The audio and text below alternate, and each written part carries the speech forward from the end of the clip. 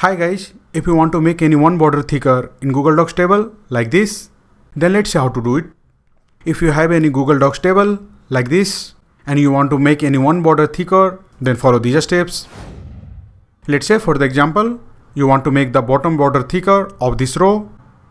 So to make this border thicker, first of all select this row and then click on this icon. And since you want to make this bottom border thicker, simply select the bottom border here. And the bottom border of this row will get selected. Now to make it thicker, simply click on this border width option here. And from here, select any thickness you want. Let's say I want to select this thickness. So I'll simply click on it.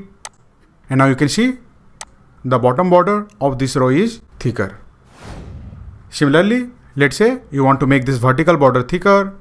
To make it thicker, simply select this column and then click on this icon. And since you want to make this vertical border thicker, which is located at the left side of this column, so here select the left side border. And this vertical border will get selected. Now to make it thicker, simply click on this border width option. And from here, select any thickness you want. Let's say I want to select this, so I'll simply click on it. And you can see this vertical border is thicker now. So that's it guys. This is how you can easily make any one border thicker in Google Docs table. If you like this video, please subscribe the channel.